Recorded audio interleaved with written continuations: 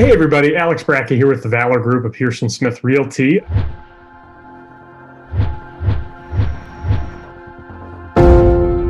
Today we are talking about the 5 pitfalls that sellers often fall into in Northern Virginia market. So the first one on the list is related to doing renovations or fixes and repairs, updating, things like that prior to listing. A lot of times I hear the comments about, gosh, we don't want to paint the walls because what if we pick a color that the buyers don't like and they would just want to change it again. Sometimes this manifests itself as saying we would rather not make the repairs, we'd rather just give a credit to the new buyer so that they can do the repairs themselves.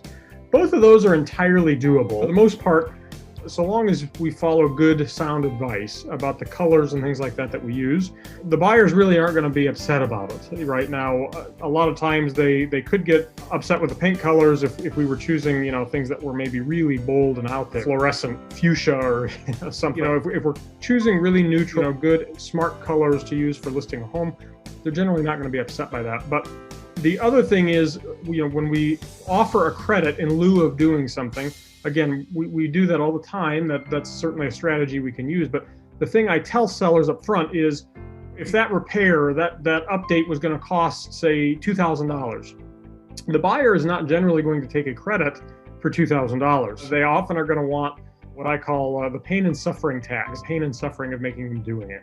So it's not going to be $2,000. There's going to be a 2 or 3x multiplier on that. So that $2,000 update may actually, they may want something closer to $4,000 or even $6,000 for it. Something to be cognizant of, it's not going to be a dollar for dollar repair. Number 2, failing to respond to an offer because you're fearing that you might miss out on other better ones. Now, the way that we see this a lot is a lot of times because of the way we do our marketing, and we do a lot of marketing in advance before we ever officially go live in the MLS. So we have a lot of interest, a lot of pent-up demand for your property specifically. So what we see happen sometimes is when we finally do go live in the MLS and hey, we're officially open for business, we'll see a lot of times an offer or two may come in on that first day or even the second day.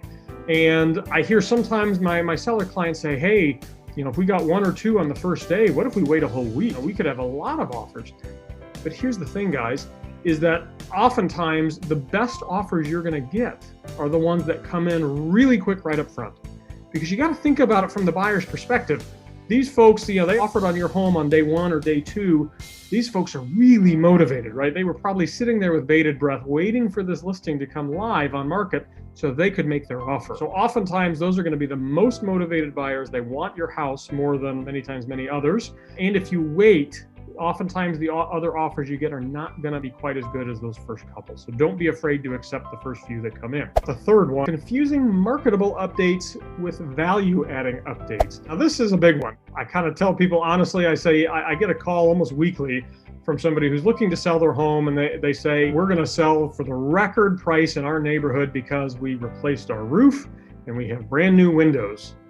And I have to, it almost causes me heartburn thinking about it, because guys, you don't get bonus points because you have a roof that works. Similarly, you don't get bonus points just because your windows work and do what they're supposed to do. You don't get extra credit for that from buyers. That's sort of the expectation. Buyers would love to hear that the roof is new and they don't have to worry about it, or that you just replaced the windows. But it's one of those things, while that's marketable, buyers would love to see it, they're not going to pay you necessarily more money for that. So the things that they are willing to pay more money for, the good news here, is that oftentimes it's the little things. It's the little things like paint. Paint is relatively cheap when you start boiling it down. The arrangement of the home, how it's set up, the flow, the furniture, things like that, that will cause them to pay more money for a property. Oftentimes it's the little things that matter more than the really big ones. If you ever have questions about where you should be putting your money to net the most money back when you sell your house, if you're kind of at that stage of the process, we definitely should be in touch, because there's a lot of strategy that goes into that, and I'd love to share it with you. The mistake that I hear with some regularity is sellers say, we owe $400,000 on our home, but we want to walk away with $100,000, so therefore we need to sell for $500,000. And basically determining their list price based on the amount of money that they actually want to walk away with. I'm a blunt guy. Nobody's ever accused me of not being blunt enough. So I just tell folks straight up, the market couldn't care less what you want to walk away with. Sorry, that's just the truth. I don't set the market value, you don't set the market value, and the list price does not set your market value. The market does. So our job isn't to decide, hey, this is where we want the house to sell for. That's not a superpower that either you nor I have.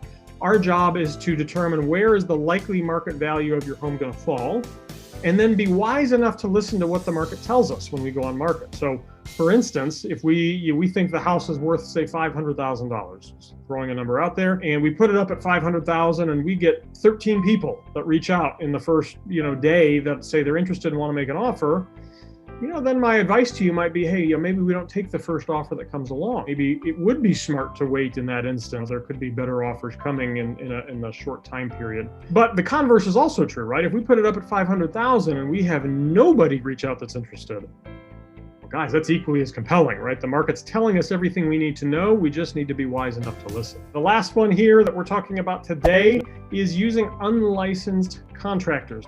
Not as big of a deal, still maybe not something I'd recommend, but not as big of a deal prior to having a contract with the buyer. You end up using Uncle Freddie or whatever, and he's handy. There's nothing necessarily wrong with that in your day-to-day life.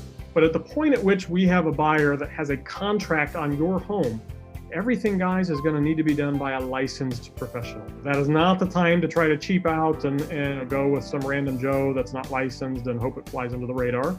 You cause yourself a lot of grief and time, frankly, doing that, possibly even money. So once you have a contract with a buyer, but before the house has settled and transferred ownership to that buyer, you've got to use licensed contractors. We have a whole list of preferred vendors. They're preferred not because we have ownership interest or because we're getting some kind of kickback. That is not the case at all.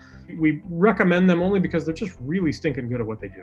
We've got a whole list of them. There's virtually nothing your home could possibly need that we don't have somebody to help out with if need be.